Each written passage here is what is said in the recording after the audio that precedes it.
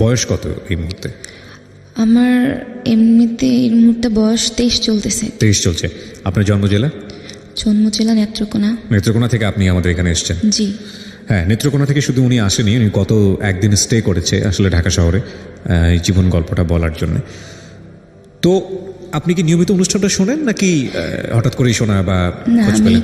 নিয়মিত শোনা হয়, যেহেতু ফেসবুকে আমি বেশিক্ষণ থাকি না বা থাকা হয় না, তেমন চালানো হয় না, তার জন্য ফেসবুকে আপনাদের লাইক বা কমেন্টস করা হয় না আর কি। আচ্ছা, সেই জন্য। তো আপনি কবে থেকে সিদ্ধান্ত নিলেন যে আপনার এই গল্পটা আপনি এখানে এসে বলতে চান বা রেডিওতে বলতে চান? বেসিক্যালি আমি অনেক দিন যাবত আপনাদের এখানে মেসেজ পাঠাচ্ছি, আচ্ছা। ভয়েস রেকর্ড করে পাঠাচ্ছিলাম। আমার এখানে অনেকদিন আগে আপনার নাম্বার থেকে ফোন গেছিল, একটা বাংলানিক নাম্বার থেকে আমি ফোন মানে ভয়েস রেকর্ডটা পাঠিয়েছিলাম আর কি। আচ্ছা, তো ওখান থেকে আমাকে ফোন দেওয়া হয়েছিল, কিন্তু আমি তখন কলটা রিসিভ করতে পারিনি। ওকে। তারপরে আমাকে যখন পরশুদিন ফোন দেওয়া হলো, তখন আমি দেখতে পারি যে এটা আপনাদেরই নাম্বার। পরে আমাকে আপনাদের এখানে একজন কলিগ ফোন সো দিয়ে বলল আপনি যে যেটা হয়েছে যে আপনি বেশ কিছুদিন ধরেই ট্রাই করেছেন আসলে। ট্রাই করছি। ওকে, ঠিক আছে। তো শুরু করি। আমি নিজেও জানি না আসলে ইনফ্যাক্ট আপনার গল্পটা কি। Safwan suggested about your story and you are in the chair right now. ঠিক আছে, শুনি আমরা।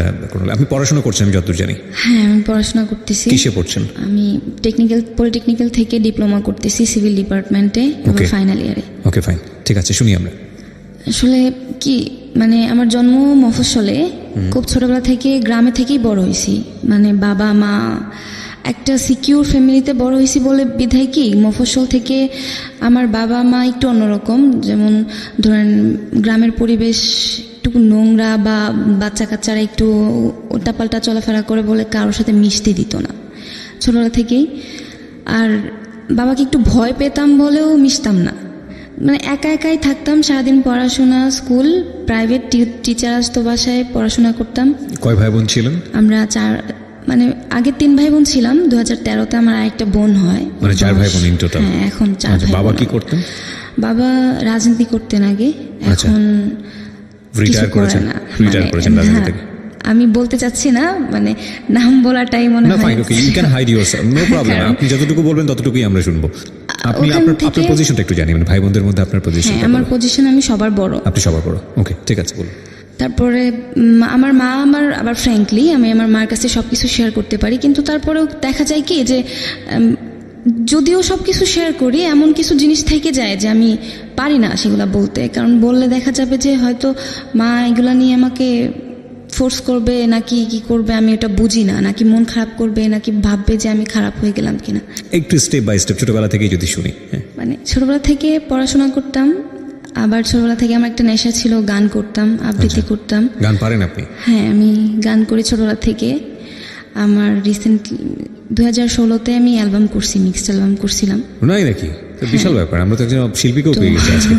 ফাঁকে আমি একটা অ্যানাউন্সমেন্টও দিয়ে দিই। আপনারা নিশ্চয়ই জানেন প্রিয় শ্রোতা যে মাইক্রোফোন টেস্টিং 1024 নামে একটা রেডিও অনুষ্ঠান শুরু হয়েছে নতুন, রেডিও আম্বার 102.4-এ। এটা আমার একটা নতুন প্রজেক্ট, এবং এখানে আমরা একেবারে প্রান্তিক পর্যায়ের গায়ক গায়িকা যারা সেই অর্থে কোনো প্রিভিলেজ পান না, মাইলেজ পান না, ফোকাস না, আলোচিত না, সমালোচিত না, কিন্তু তাদের প্রতিভা আছে, এই সব মানুষদেরকে নিয়ে আমরা কাজ করছি। এবং আমাদের একটা মহৎ উদ্দেশ্য আছে, 50 কিংবা 100 পর্ব পরে এদের মধ্য থেকে বেছে বেছে কিছু শিল্পীদেরকে নিয়ে আমরা একটা অ্যালবাম করতে চাই। এবং নট অনলি দিস, আমরা এই অনুষ্ঠানটিকে সোশ্যাল মিডিয়া বা অন্যান্য জায়গাগুলোতে খুব ব্রডার একটা পার্সপেক্টিভ থেকে যাদের প্রতিভা আছে তাদেরকে নিয়ে কাজ করতে চাই। এবং আপনারা যারা 3-4টা পর্ব অলরেডি শুনেছেন তারা বুঝবেন যে আসলে আমরা কী ধরনের কাজ করছি। এটা প্রচারিত হচ্ছে প্রতি শনিবার রাত 10টায় রেডিও আম্বার 102.4 FM-এ। রেডিও আম্বার কিন্তু ঢাকা FM-এর একটা সিস্টার কনসার্ন, মানে ভাই বোনের মতো আর কি। ওকে, জি। তো ছোটবেলা থেকে গান করতাম, স্কুলে বলেন বা এলাকার কোনো প্রোগ্রাম হলে। আর মায়েরও খুব শখ ছিল যে আমি গানটা কন্টিনিউ করি।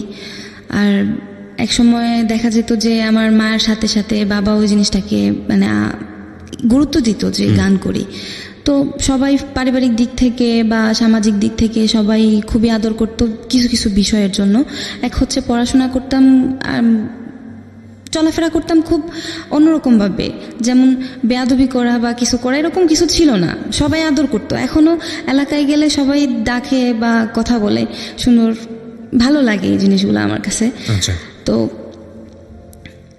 একটা স্টেজে গিয়ে পড়াশোনা করতে থাকি। ক্লাস 9-এ যখন উঠি তখন হঠাৎ করেই শারীরিক প্রবলেম দেখা দেয় আর কি, মানে ডিপ্লোপিয়া হয় ফার্স্টে। ডিপ্লোপিয়া বলতে? ডিপ্লোপিয়া এটা ব্রেনের একটা ইফেক্টের কারণে ডাবল দেখার যে রেটিনার প্রবলেম হয়, মানে একটা বস্তুকে আপনি দুটো দেখি। তো এটা কি হঠাৎ করেই হলো নাকি কোনো ইনসিডেন্ট ছিল? হঠাৎ করে হলো কিনা আমি কিচ্ছু বুঝিনি। আমার মা মানে আমি বাড়িতে ছিলাম, আমার মা বলতেছে কি রান্নাঘরে বসার জন্য, মা একটু কাজে যাবে। তো আমি ওখানে বসছি, ছোট মাছ রাখা ছিল সামনে।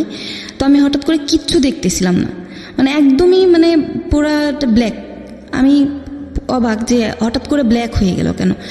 আমি বলতেছি যে তুমি না এখানে কি রেখে গেছো, আমি তো কিচ্ছু দেখতেছি না। এভাবে হাত দিলাম, হাতটা দেখি যে না এখানে বটি আছে। পরে মা বললো কি অবাক কাণ্ড, এখানে মাছ রেখে আসলাম, তোরে বসায় রেখে আসলাম, আবার তুই বলতেছস দেখতেছস না। আমি যে না আমি দেখতেছি না কিছু। তো এভাবে প্রায় একদিন গেল।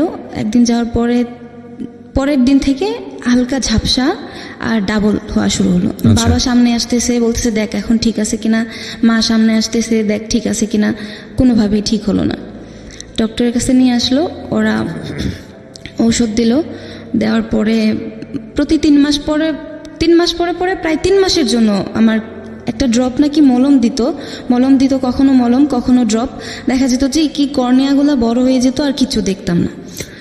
ওই সময়টাতে কি ডায়াগনোজ করা মানে ধরা পড়েছে যে অসুখটা কি, নাকি এমনিতেই শুধু ট্রিটমেন্ট চলছে? ট্রিটমেন্ট চলতেছে, মানে ডায়াগনোজ হচ্ছে যে ডিপ্লোপিয়ার জন্য এটা হয়েছে। আচ্ছা। তো তারপরেও ওরা ট্রিটমেন্টটা ঠিক মতো করে নাই। যদি করতো ভালো হইতো কিনা আমি জানি না। তবে লাস্ট এখন যখন 2017-তে যখন ডাক্তার দেখাই তখন ওরা বললো যে অপারেশন করার জন্য। ঠিক আছে, তো আপনার এটা ধরা পড়লো, তারপরে ধরা পড়ার পরে চিকিৎসা কন্টিনিউ করতেছে, পড়াশোনা ওভাবেই চলছে। কতদিন পর বন্ধ থাকে পড়াশোনা, আবার চালায় যাচ্ছি। মানে পড়াও যেত না? কিছু দেখতাম না আর কি, লেখাও তো খুব ডিফিকাল্ট। আমাকে খাওয়া দিতে হতো অন্যজনের। মানে মানে ওটা যখন বড় হয়ে যেত আমি সামনে কিচ্ছু দেখতাম না। আমার চাচাতো বোনরা যখন আমার সামনে আসতো বলতো যে নুসরাত এটা দেখ কেমন, আমি তখন শুধুমাত্র কান্না করতাম, মানে কিচ্ছু দেখতাম না। যখন আমি এটা দেখবো কিভাবে যে এটা কেমন দেখতে, কারণ ঝাপসা দেখতেছি, পুরা অন্ধকার, মানে খুব খারাপ লাগতো। তারপরে এভাবে যাওয়ার পরে এক সময় গিয়ে যখন আমি ক্লাস 10-এ উঠলাম, টেস্ট পরীক্ষা দিলাম। টেস্টের পরে আমি সিদ্ধান্ত নিলাম আর চিকিৎসা করব না, কারণ আমাকে তো পরীক্ষা দিতে হবে, কারণ আমি গ্রুপ সায়েন্স নিয়েছিলাম, পড়াশোনা করব, ভালো করে একটা কিছু করব, কারণ আমার বাবার ইচ্ছে ছিল যে মেডিকেলে পড়াবে। তারপরে পড়াশোনাটাও তেমন হয়নি, পরীক্ষাটা দিলাম কোনোভাবে। 3 মাস আর চিকিৎসা করি নাই, না করে 3 মাস পড়াশোনা করে পরীক্ষা দিলাম, রেজাল্ট হলো, ভালো কিছু হয় নাই। তারপরেও বাবা এটাকে মানতে রাজি না যে কিভাবে মানে এত খারাপ রেজাল্ট। একটা মেয়ে ক্লাস 5-এ বৃত্তি পাওয়া, একটা মেয়ে ক্লাস 8-এ ভালো রেজাল্ট করা, একটা মেয়ে কন্টিনিউয়াসলি ভালো স্টেপে ভালোভাবে আমি তাকে সার্বক্ষণিক টিচার দিয়ে সার্বক্ষণিক পড়াশোনার মধ্যে রাইখা সে যদি এইভাবে রেজাল্ট খারাপ করে তাহলে কিভাবে চলবে। কিন্তু আমি ওইটা বুঝাইতে পারি না যে আমার শারীরিক প্রবলেমের জন্য এটা হচ্ছে। আচ্ছা, এটা ফ্যামিলি থেকে বুঝতেছিল না, মানে আমার বাবা বুঝতে নারাজ। আচ্ছা, মানে আমার বাবা, তার তো আশা ছিল অন্যরকম, কিন্তু এটা সে বুঝতে নারাজ। তারপরেও সে কয়েকদিন পরে আবার ঠিক হলো, কিন্তু আমি বাবার একটা কথা শুনে আমি আর পড়াশোনার প্রতি আর মন ছিল না। আমাকে 2012-তে এসএসসি পাস করার পরে আমাদের এখানে সরকারি কলেজ আছে, ওখানে আমি ইন্টারমিডিয়েটে ভর্তি হলাম। ওখানে দেখা গেল 1 বছর স্টে করার পরে আমি আর ওখানে পড়াশোনাটা কন্টিনিউ করতে পারিনি আমি। আচ্ছা, আমাকে ময়মনসিংহ ভর্তি করা হলো, বললো যে ঠিক আছে ডক্টর হতে পারো বা না পারো, ওটা হওয়ার দরকার নাই, তুমি এখন এই লাইনে পড়াশোনা করো, তুমি ইঞ্জিনিয়ার হবা। আপনি যেটা বলছিলেন যে পলিটেকনিকে, হ্যাঁ পলিটেকনিক্যাল থেকে ডিপ্লোমা করব, করে তারপর বিএসসিতে যদি ভর্তি হই। তারপরে এভাবে গেল, বিএসসিতে এখানে ডিপ্লোমাতে ভর্তি হলাম সিভিল নিয়ে। ভর্তি হওয়ার পরে ময়মনসিংহ থাকি, একা থাকি। আর ওই যে ক্লাস 9 থেকে আমাকে ডক্টর ঘুমের ওষুধ দেয়, তো ওখানে সবাই দেখতো, বাবার সামনে ওষুধগুলো খেতাম, 1-2টা করে 2-3টা করে নিয়ে এভাবে মাত্রাগুলো বাড়তে থাকে আমার, মানে 1টা 2টা 3টা 4টা 5টা করে মাত্রা বাড়তে থাকে। দেখা যায় এক পর্যায়ে 40টা পর্যন্ত চলে যায়। 40টা এট এ টাইম 40টা চলে যায়। আমি এই যে ঘুমের ট্যাবলেট এতগুলা খাই, আমার কোনো কাজ হয় না, ঘুম আসে না, শুধুমাত্র একটা নেশার ঘুরে থাকতাম। নেশা বলতে খুব নেশার গর, দরজা জানলা সব বন্ধ, কারোর সাথে কথা বলতেছি না, ওষুধগুলো খাইতেছি, কেমন কেমন লাগতো, ঘুম ঘুম লাগতো, আবার সজাগ থাকতাম, কি করব বুঝে পাইতাম না। তো 2013 মে মাসে আমি একটা রুমে থাকতাম টেকনিক্যালের কোয়ার্টারের ভিতরে। আমার বান্ধবী ছিল 2 জন, ওরা সরকারিতে পড়ে, আমি আবার প্রাইভেটে পড়ি। তো ওরা আবার আমার সাথে থাকে, খুব ভালো ফ্রেন্ড বলতে রুমে যতটুকু থাকা যায়, কিন্তু বাইরে যাওয়া হতো খুবই কম। জি। তো ওখানে আমার এক ফ্রেন্ড, ওদের ফ্রেন্ডের বার্থডে ছিল, আমাকে ডেকে নিল ওখানে। আমি বলছি যে যাব না। এর আগে আমি 5 দিন পর্যন্ত কিছু খাওয়া দাওয়া কিচ্ছু নেই, ঘুম নেই, একদমই টোটালি বন্ধ সব কিছু।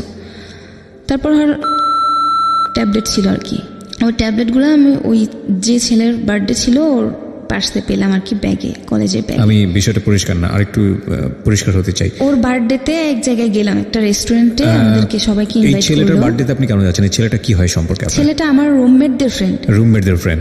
ওর ব্যাগে যে ট্যাবলেটটা আছে সেটা আপনি জানলেন কিভাবে? ওর ব্যাগটা থেকে আমার রুমমেট বের করছিল আর কি। আচ্ছা। বলছিল এটা কিসের ট্যাবলেট। ওকে। আর ও বলছিল যে এটার ট্যাবলেট, কিন্তু ওই ছেলে জানতো না যে আমি কন্টিনিউয়াসলি ঘুমের ট্যাবলেট তখনও খাই। তারপর ওর কাছ থেকে ও নাবিয়া আমার ফ্রেন্ড ছিল যে, সে বলল যে সে যখন শুনলো যে এটা ঘুমের ওষুধ, তখন তাড়াতাড়ি করে ওটা ওই ছেলের কাছে দিয়ে দিল, দিয়ে বলল যে এটা সেভ কর, কারণ সাথে প্রবলেম আছে। তো আমি বললাম কিসের প্রবলেম নাবিয়া, তুই এরকম বললি কেন? তো বলতেছে না কোনো প্রবলেম নাই, এটা সেভ করতে বলছি ওকে। তো আমি কি করছি, এক পর্যায়ে ওর কাছ থেকে ওটা টেবিলে ছিল, হাত ধুইতে গেছে, খাওয়া দেয়, তো আমি ওখান থেকে নিয়ে আমার পার্সে নিলাম। আমার তো ঘুম কোনোভাবেই আসতেছে না, বাসায় আসলাম, আসার পর ওটা খাইলাম। প্রথম 5টা খেলাম, খেয়ে শুইছি, ঘুম আসতেছে না। তারপর সব যতগুলো ছিল এখানে 12টা না কয়টা ট্যাবলেট ছিল, সবগুলো খাইলাম আমি। খাওয়ার পরে ওরা প্রাইভেটে চলে গেছে, আমি রুমে একা, দরজা ভিতর দিয়ে মারা ছিল না, কারণ আমি তার আগেই ঘুমিয়ে পড়ছিলাম। তো ওরা এসে দেখে কি যে আমি বালিশ ছাড়া বিছানার মধ্যে শুয়েছি। তো ওরা বের হয়ে গেছে 4টার দিকে, আসছে 6টার দিকে, তখন এসে দেখে যে আমি শুয়ে থাকার পরে আমাকে আমার আরেকটা ফ্রেন্ড ছিল যে আমার রুমমেট, ও আমাকে মাথার নিচে বালিশ দিছে। বুঝতে পারে নাই যে আসলে কি হয়েছে, ও ভাবছে আমি ঘুমাচ্ছি, আর ডাকতেছে যে নামাজ পড়ার জন্য, মাগরিবের নামাজ পড়ার জন্য। কারণ দেখা যেত কি 3 জন একসাথে নামাজ পড়তাম, ও একসাথে খাওয়া দাওয়া ঘুম সব কিছুই কন্টিনিউ ছিল, কারণ একই ব্যাচের ছিলাম, তো সমস্যা হতো না। তো ডাকতেছে নামাজের জন্য, পরে বুঝতে পারছে যে আসলে কি প্রবলেম। দেখে যে মুখ নীল হয়ে একদম খুব খারাপ অবস্থা, বমি করছি, যে পরে ওটা দেখছে যে বমি করছি, নিচে বমি, ঘুমের মধ্যেই দিনের সন্ধ্যাবেলা আর কি। তো সন্ধ্যাবেলায় আপনি কেন এই স্লিপিং পিলগুলো খেতে যাচ্ছেন? আমি স্লিপিং পিলগুলো সন্ধ্যাবেলায় খাইনি, খাইছিলাম দুপুরবেলায় ওখান থেকে এসে ঘুমানোর জন্য। কারণ আপনার বিষয়টা কিরকম ছিল? এর আগে 5 দিন ঘুম হয়নি। ওকে। আর ঘুম না হইলে দেখবেন কি যে খাওয়া দাওয়া ঠিক মতো হয় না, সবকিছু এলোমেলো হয়ে যায়, একদম এলোমেলো হয়ে যায়। তারপরে ঘুম হয় না, খাওয়া দাওয়া হয় না। তারপর আমি ঘুমাবো বলে ওই ট্যাবলেটগুলো খাইলাম। আমি ভাবছি যে আগে যেরকম কন্টিনিউ খাই তার জন্য মনে হয় প্রবলেম হবে না, আমি ঘুমাইতে হয়তো ঘুম একটু হবে, কারণ পাওয়ার যেহেতু বেশি। তারপরে ঘুম হয় নাই, বরং অসুস্থ হয়ে গেলাম। হসপিটালে নেওয়া হলো, ভর্তি হলাম, ভর্তি রাখলো। সবাই এই যে প্রশ্ন করতেছে, কোনো প্রশ্নের উত্তর পায় না আমার কাছ থেকে, কারণ আমি তো অন্য কোনো কারণে আমি খাই না এটা যে প্রশ্নের উত্তর পাবে আমার কাছ থেকে। তারপরে এই ঘটনা শেষ, আমি ঠিকমতো চলতেছি, আবার লাইফ লিভ করতেছি। একটা সময় এসে আবার কি প্রবলেম হয় জানেন, হঠাৎ করে আমার প্যারানর্মাল প্রবলেম হয়ে যায়। অবাক লাগে আমার কাছে যে প্যারানর্মাল কেন হলো আমার, মানসিক প্রবলেমে। আমাকে দেখা যাচ্ছে যে ধরে রাখা যাচ্ছে না, আমার কিছু মনে থাকতেছে না। 3 দিন 4 দিন পরে আমার সেন্স আসতেছে যে সাইকিয়াট্রিক প্রবলেম। হ্যাঁ, 3 দিন 4 দিন পরে আমি বলতে পারতেছি যে আসলে আমি কে। কিন্তু এই যে চিকিৎসা করাচ্ছে এখন, ইন দ্য মিন টাইম কোনো চিকিৎসকের কাছে যাওয়া বা কারো কাছে যাওয়া না, এরকম কিছু হয়নি। কারণ গ্রামে তো, আমি এখান থেকে আমাকে গ্রামে নেওয়া হয়, অনেক প্রবলেম হয় ওখানে। তারপরে এরকম অসুস্থ থাকার পরে আবার লাইফটা ঠিক মতো চালাচ্ছিলাম, পড়াশোনা করতেছি, পরীক্ষা দিচ্ছি, রেজাল্ট ভালো হচ্ছে। আবার আমি একটা জিনিস, পরীক্ষার মধ্যে ফার্স্ট ক্লাস ছিল, রেজাল্টগুলো যতগুলো পরীক্ষা দিলাম ফার্স্ট ক্লাস, কখনো খারাপ হয়নি। কারণ আমি চাইতাম কি যে রেজাল্টটা ভালো হোক, আচ্ছা, পড়াশোনাটা ঠিক করতাম। তো ওই যে একঘেয়েমি ব্যাপার থেকে আবার আমি এখান থেকে চলে যাওয়ার পরে, এই ঘটনার পরে যখন আমি ঘুমের ট্যাবলেট খেয়ে যখন হসপিটালে যাই, তখন আমাকে বাসার আঙ্কেলে বলে যে তুমি এইভাবে অসুস্থ হয়ে পড়লে তোমাকে এখানে দেখাশোনাটা করবে কে, আর এখানে তো একটা প্রবলেম, তুমি এখানে থাকবা, লোকেরা আশেপাশে লোকেরা তুমি খারাপ বলবে, আমাদের বলবে যে মেয়েটা এরকম করতেছে, পাগলামি করতেছে, অথচ তারা তো বুঝবে না যে তোমার প্রবলেমটা কি। আমি ঠিক আছে, সমস্যা নেই, আমি এখানে থাকবো না, আমি হোস্টেলে চলে যাচ্ছি। এই বলে আমি আমার কলেজ হোস্টেলে উঠলাম। ওঠার পরে ওখানে কেউ নাই, কারণ আমার 5 তলায় থাকতো সব উপজাতি মেয়ে নার্সিংয়ের, আর আমি 6 তলায় থাকি। 6 তলায় শুধুমাত্র আমরা 2 জন, এত বড় হলরুম 2টা, তার মধ্যে 2 জন, আমি আর নার্সিংয়ে আরেকটা মেয়ে মুসলিম। তো 2 জন থাকি, ওর মতো ক্লাসে চলে যায়, আমি আমার মতো আবার এক গেমি লাইফ, সারাদিন ফেসবুকিং, কারোর সাথে তো, কারণ লাইফে তো আমার কোনো বন্ধু নাই, এছাড়া আমার কোনো বন্ধু নাই, ফেসবুক ছাড়া আমার কোনো বন্ধু ছিল না। তারপরে ওখান থেকে একটা ছেলে ছিল, নাম আসিফ। ওকে, আমরা এইখানে একটা ছোট্ট বিরতি নিতে চাই। ঠিক রাত 12টায় আমরা ফিরবো। আপনারা শুনছেন জীবন গল্প আমার সঙ্গে, আমি আরজি কিপ্রি আপনার সঙ্গে রয়েছি। তারপরে ও আমার কাছে পরিচয় দিছিল যে সে সেনাবাহিনীর ক্যাপ্টেন। আচ্ছা, তো আমি বলতাম যে আসলেই কি তোমার ক্যাপ্টেন, তোমার র্যাঙ্ক বা তোমার কোর কোথায়, কোর কত, এগুলো জিজ্ঞাসা করতাম। তখন সে হাইড করতো আর কি। আচ্ছা, তো এমনিতে কি প্রোফাইল দেখে বোঝা যাচ্ছিল যে ও আর্মিতে কাজ করে বা এরকম? হ্যাঁ, আর্মিতে কাজ করে তা বোঝা যেত, কিন্তু আসলেই যে সে ক্যাপ্টেন সেটা আমি কনফিউশনে ছিলাম।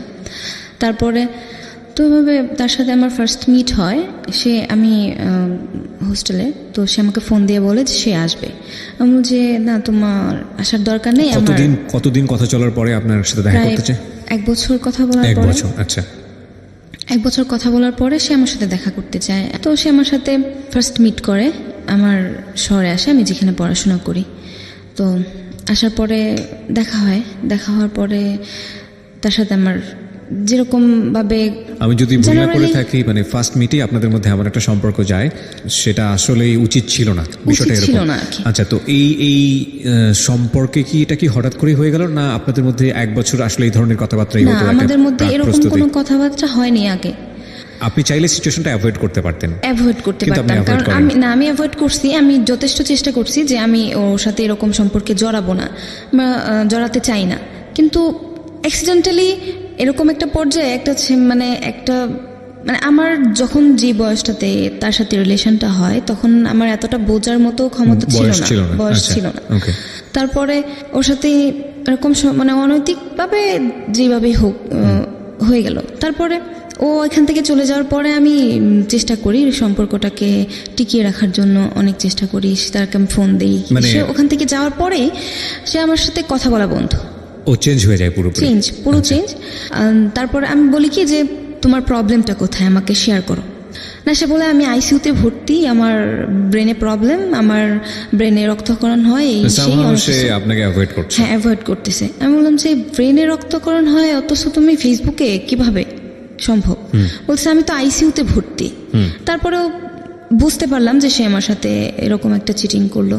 তারপরে গেল এরকম 1 বছর যাওয়ার পরে আমার সাথে, তারপরে আবার আমার পরিচয় হয় আরেক ছেলের সাথে, ওই ফেসবুকেই। সে কলকাতায় থেকে পড়াশোনা করে, নিফাতে ফিল্ম ডিরেকশন নিয়ে পড়াশোনা করতো। বাংলাদেশের ছেলে। আচ্ছা, আমি নাম না বলি, কারণ ওর বাবা একজন পরিচালক। ঠিক আছে, সমস্যা নেই। দেখা গেছে কি যে ওর সাথে আমার খুবই ভালো বন্ধুত্ব, কিন্তু ছেলেটা ছিল নেশাখোর। আচ্ছা, আপনি বুঝলেন কিভাবে? নেশাখোর বলতে সে আমাকে বলতো। আচ্ছা, আর অলওয়েজ তার কর্মকাণ্ডই ছিল এরকম। বুঝতাম যে, কারণ সবসময় হোয়াটসঅ্যাপ, ভাইবার বা ইমো, এগুলাতে মেসেঞ্জারে ভিডিও কল, অডিও কল সবসময় কথা হতো। তো দেখতে পারতাম বা বুঝতেই পারতাম, মুভমেন্ট দেখে বুঝতে পারতাম যে রং। আর ও নিজেও বলতো যে আমি এরকম। আমি চেষ্টা করতাম যে ওকে মেন্টালি একটু ওই দিক থেকে আনার জন্য। ইন দ্য মিন টাইম আপনার সঙ্গে আসিফের সম্পর্ক শেষ। ওকে, তো ইন্টারেস্টিং বিষয় হচ্ছে যে ভার্চুয়াল বলয়ের যে রিলেশনশিপগুলো, এগুলো খুব দ্রুত গতিতে মানে কাছাকাছি চলে যাওয়া যায়, এবং আবার খুব দ্রুত গতিতে অ্যাভয়েডও করা যায়। তো তুই করে সম্পর্ক ছিল? তো তুই করে সম্পর্ক ছিল। বলতাম যে এরকম করাটা ঠিক হচ্ছে না, তো আমাকে বলতো তুই ঘুমের ট্যাবলেট নিস কেন? আমি বললাম যে এটা তো আমার একটা মানে আমার ঘুম হয় না বা আমার এটা অভ্যাস হয়ে গেছে, আর আমি তো তাছাড়া অন্য কিছু নিচ্ছি না, আমার কোনো প্রবলেম নেই। তখন ও আমাকে সাজেস্ট করতো যে দেখ এটা খাস না, খেলে এরকম প্রবলেম হবে, তোর শারীরিক প্রবলেম হবে বা তোর মানসিক সমস্যা হয়ে যেতে পারে। রাইট। তো ওর কথা শুনে আমি আমার ঘুমের ট্যাবলেট খাওয়া ছেড়ে দিতে পারছি। তারপর ও বাংলাদেশে আসে, ফার্স্ট মিট হয় আমাদের ঢাকায়। তো ওর সাথে ফার্স্ট মিট হওয়ার পরে আমার সম্পর্কটা কি ফ্রেন্ডশিপের জায়গাতে ছিল নাকি প্রথমে ফ্রেন্ডশিপের জায়গাতে ছিল। আমি আমার জায়গা থেকে ওকে খুবই পছন্দ করতাম, কারণ ও লেখালেখিটা খুব ভালো করতো। আচ্ছা। তো ওই জায়গা থেকে আমি ওকে খুব ভালোবাসতাম এবং খুব ভালো জানতাম এবং খুব ভালো বন্ধু মনে করতাম। তো বাংলাদেশে আসার পরে যা শুরু হয়, প্রথম দেখা হওয়ার আগে ও আমার কাছ থেকে বিভিন্নভাবে টাকা নেওয়া শুরু করে। জাস্ট টাকাগুলো যে নিত আমি বুঝতে পারতাম যে আসলে নেশা করার জন্য নিচ্ছে।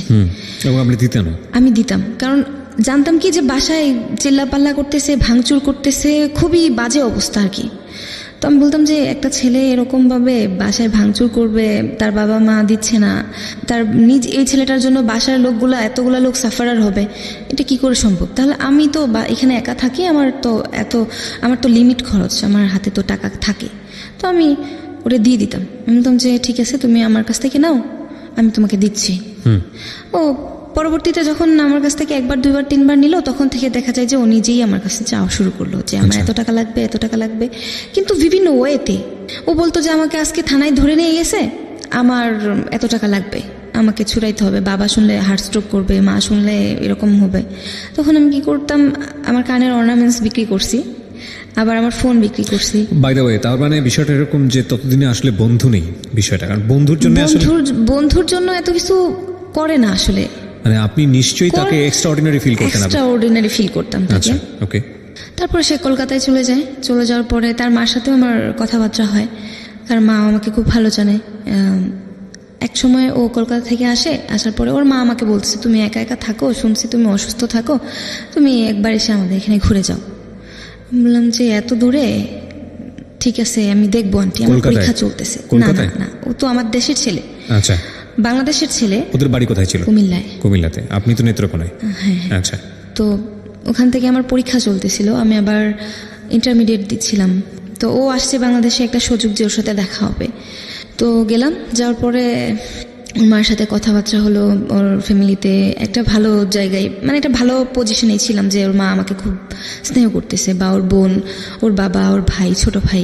হঠাৎ করে আমার আর ওর মধ্যে ক্লোজলি একটা রিলেশন চলে যায়। তো ওর মা ফার্স্ট রিলেশনশিপে যেই ভুলটা ছিল, সেকেন্ড রিলেশনশিপে ওর সাথে সেকেন্ড দেখা হওয়ার পরে ওর সাথে ক্লোজলি আবার আমার ক্লোজ রিলেশনে চলে যাই। আচ্ছা, সো আপনার এই জায়গা থেকে এটা আপনি বলছেন যে ইনসিডেন্টালি এই জিনিসটা হয়ে গেছে। তারপর হয়ে গেছে, সে আমাকে মেন্টালি সাপোর্ট করলো, আমাকে বললো যে দেখ, এটা আমাদের যখন বিয়ে হবে তখন হয়তো এই জিনিসগুলো মনে পড়লে। কি বিয়ের ব্যাপারটা এসেছিল আপনাদের লাইফে? না, এই ঘটনার পরে। আচ্ছা। তারপরে ওখান থেকে ওদের বাসায় ছিলাম 3 দিন থাকার পরে আবার আসলাম আমার এখানে। ও আবার মেন্টালি সাপোর্ট দেয়, বলে যে দেখ, আমাদের মধ্যে যেহেতু এরকম ক্লোজ হয়ে গেছি আমরা, তখন আমাদের মধ্যে বিয়ে হওয়ার পরে হয়তো দেখ এগুলো ঘটনাগুলো মনে পড়লে আমরা হাসবো, কারণ অতীত কখনো কখনো হাসায়, আমাদের অতীতগুলো হয়তো আমাদের হাসাবে যে এরকম প্রবলেম হয়েছে। একটা বিষয় আমাকে একটু বলেন, এতগুলো যে বিষয় আপনার জীবনে চলে আসছে, র্যান্ডামলি আসছে, আপনি একটা বাসায় গিয়ে 3 দিন থাকছেন, এটা কি আপনার ফ্যামিলি জানতো? যেহেতু আপনার ফ্যামিলি আপনার ব্যাপারে অনেক বেশি কনজারভেটিভ ছিল, আমি যতদূর জানি। শুধুমাত্র আমি আমার মার কাছে সবকিছু শেয়ার করতাম, আমার মাকে বলতাম যে আমার মা আমি যে যাচ্ছি, মা না করতো। ওকে। তারপর ওর সাথে ও আপনাকে বলে যে এটা বিয়ের পরে ওটা ফান হয়ে যাবে, বা মনে পড়বে আমাদের, তখন হাসি পাবে।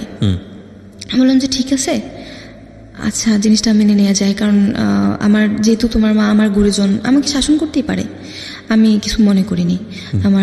আমার ভালো লাগছে, আমার মাও যদি এরকম এই জায়গাটাই থাকতো, হয়তো আমার মা এরকম শাসন করতো, আমার বাবা যদি এই জায়গাটাই থাকতো। মানে বিষয়টা কেন্দ্র করে আপনাদেরকে শাসন করা হয়, মানে আপনাকে শুধু শাসন করে নাকি ওকেও করে? আমাকে তেমন কিছু বলা হয়নি, শাসনটা ওকে করা হয়, কিন্তু আমার সামনে। যেহেতু ওকে আমার সামনে শাসন করা হয়, সেহেতু আমার জিনিসটা আমারও লাগে যে আমি তো সামনে ছিলাম, কারণ যেহেতু দুজনের ধারায় একটা ইনসিডেন্ট ঘটলো, সেহেতু আমরা দুজন সাফারার, এবং আমরা দুজনেই অপরাধী, এবং শাস্তিটা আমাদের দুজনেরই। হ্যাঁ, এবং যা বলা হচ্ছে সেগুলো সবগুলো আমাদের দুজনের জন্য, একার জন্য হতে পারে না। তো আমি মেনে নিলাম, আমি বললাম যে ঠিক আছে, আমি তোমার মাকে সাপোর্ট করি, ঠিক আছে আমি দেখবো আমি তোমার মাকে হ্যান্ডেল করা যায় কিনা, বা তুমি তোমার দিক থেকে তোমার পরিবারকে হ্যান্ডেল করার ট্রাই করো। তো ও বললো যে ঠিক আছে। এই কথা বলে আমাদের মধ্যে ওরকম রিলেশনটা কন্টিনিউ হচ্ছে। তো আমি বাড়িতে, আমার পরীক্ষা শেষ, সেখানে আমি চলে গেলাম আমার দেশে। যাওয়ার পরে আমার ফ্যামিলি থেকে আমাকে মানে একটু, আমার বাবা একটু আবার অন্যরকম হয়ে গেল হঠাৎ করে, কি জন্য জানি না। মানে আমি আমার বাবার সাথে কি ঘটনার জন্য আমি জানি না কেন হঠাৎ করে আমি আমার দেশ ছেড়ে, আমি আমার পড়াশোনার জায়গা ছেড়ে সব কিছু ছেড়ে আমি ঢাকাতে চলে আসলাম। ইভেন আমার এইটুকু মনে আছে যে আমি বাড়ি থেকে যখন চলে আসতেছি আমার মা পিছনের দিকে তাকাইছে, আমি কথা বলি নাই আমার মার সাথে। মানে হঠাৎ করে আমি কি মেন্টালিটি নিয়ে আমি হঠাৎ করে আমার মার সাথে এরকম রাগ করলাম, বাবার সাথে এরকম রাগ করলাম। একটা বছর আমি বাড়ি থেকে বাইরে, আমি কারোর সাথে কথা বলিনি।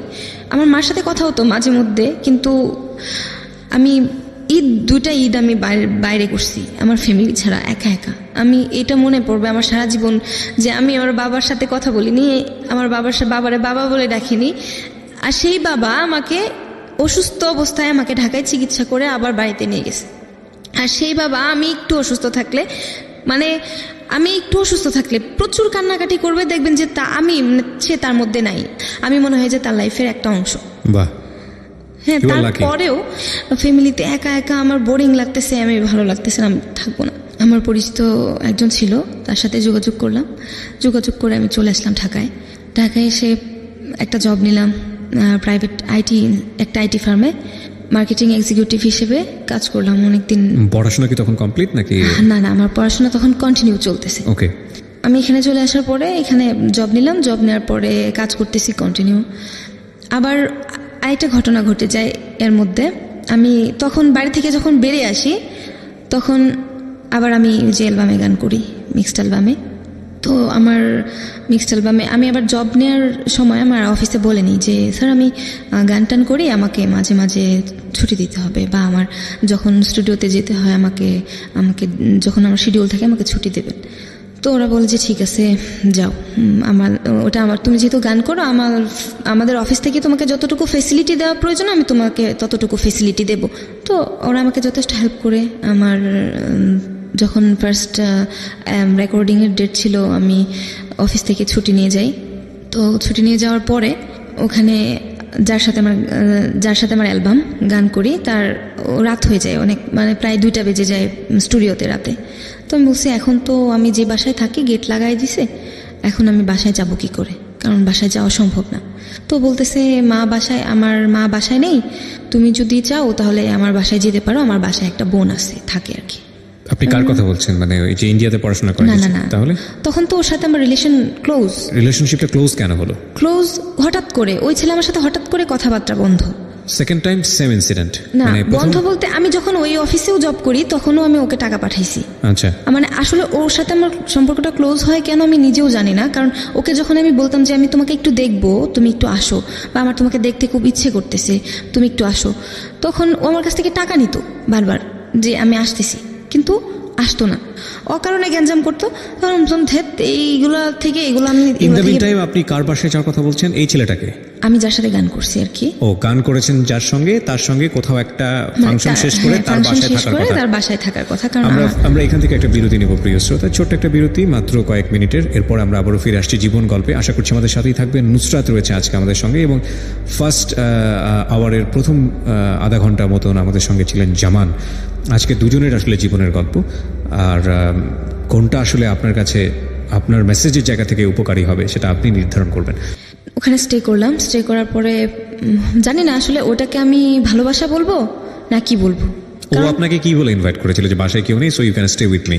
কারণ যেহেতু তোমার বাসায় তুমি যেতে পারবে না, সো আমার বাসায় থাকতে পারো। বাট উনি বলেছিল যে আমার বাসায় কেউ নেই বা না, এরকম কিছু বলেনি। ও বলছে যে ওর বাসায় বোন আছে, ওর বাসায় বোন আছে, বোন ওকে ভাই রাখে, ওর বাসায় থাকে সাবলেট ভাড়া, ওর বাসায় বোন আছে, ও তাই বাসায় যাইতে বলছে। কিন্তু আমি যাওয়ার পরে দেখি যে কেউ নেই বাসায়।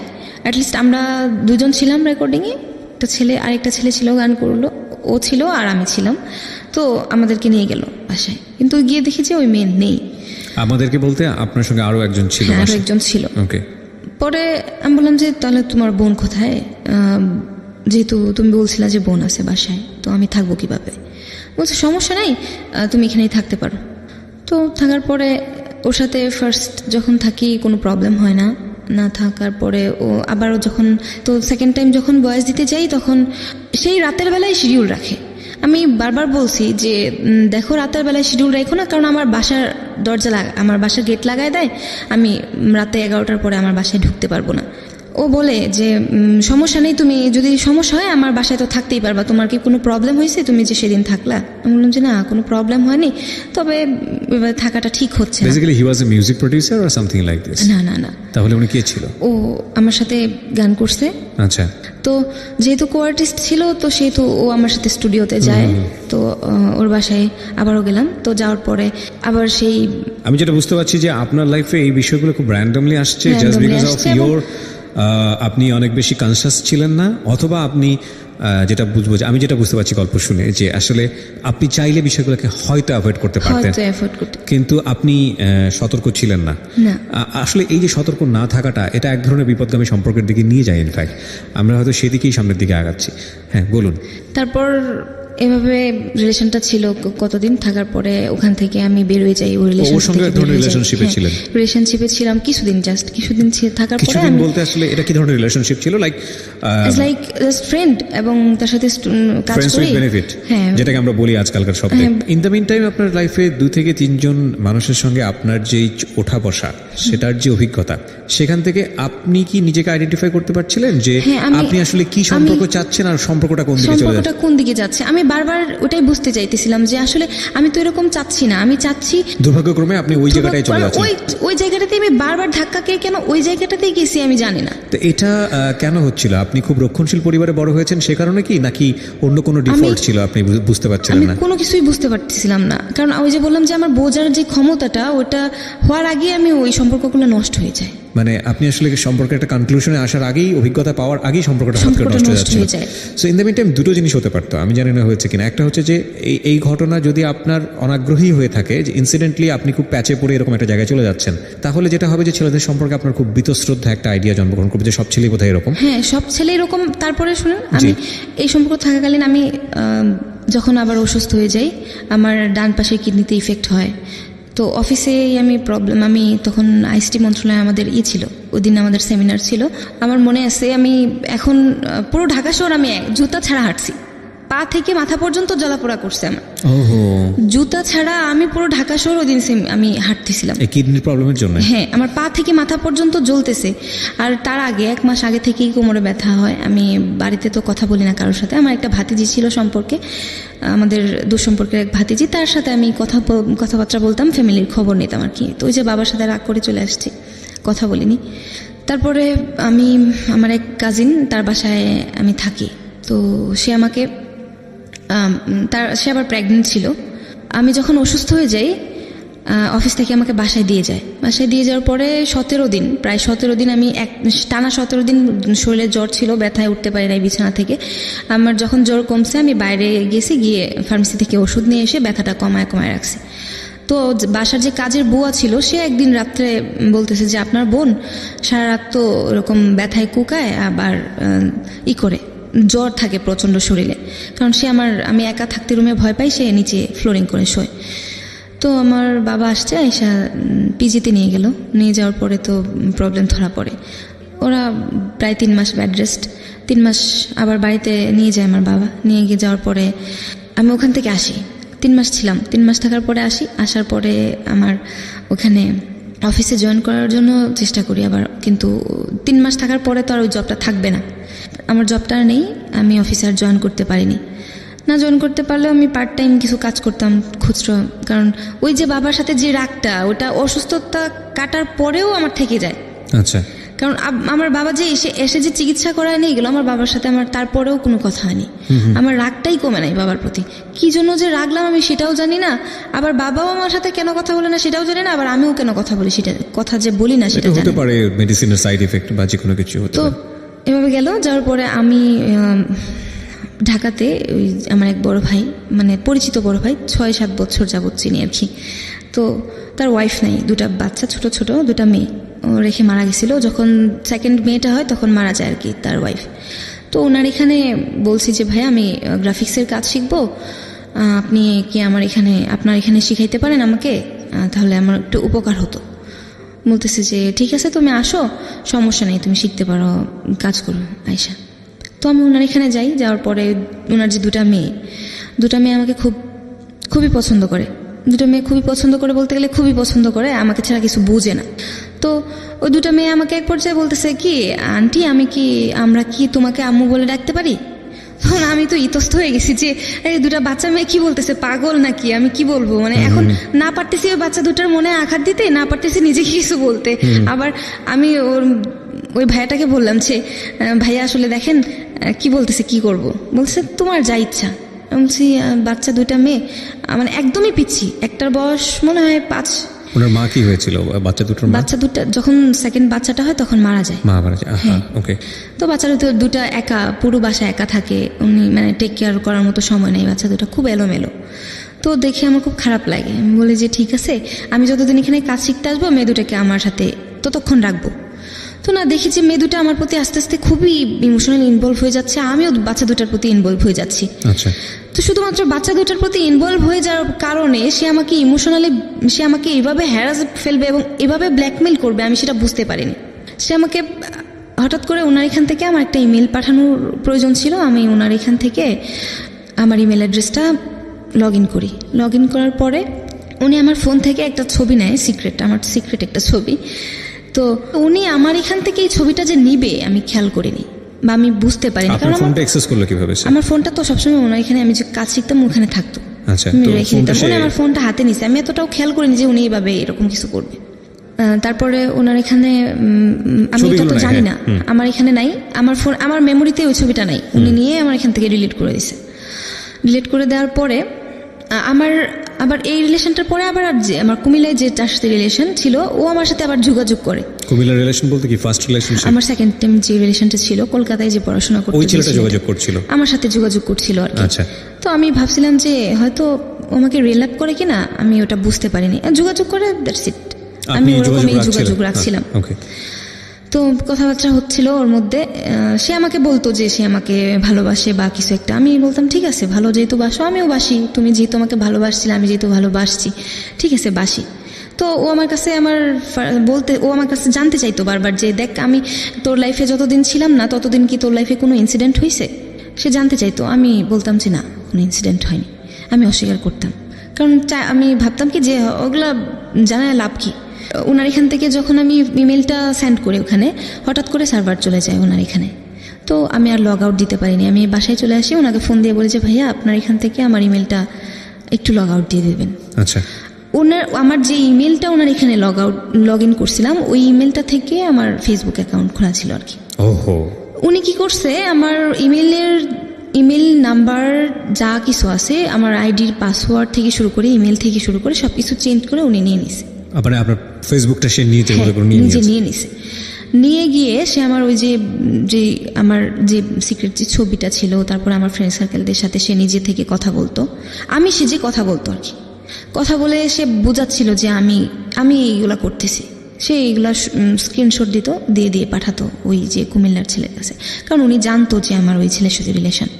কারণ উনি আমার সাথে পরিচয় যেহেতু আমার 6 বছর আগে, আফটার 6 বছর, সেহেতু সে জানে যে আমার কার সাথে রিলেশন, আমাকে জিজ্ঞাসা করতো। এবং সে আমাকে জেনারেলি খুব মানে বলতো এরকম যে তুমি খুব ভালো একটা মেয়ে, তোমাকে কেন মানুষ এভাবে কষ্ট দেয়, সেই অনেক কিছু।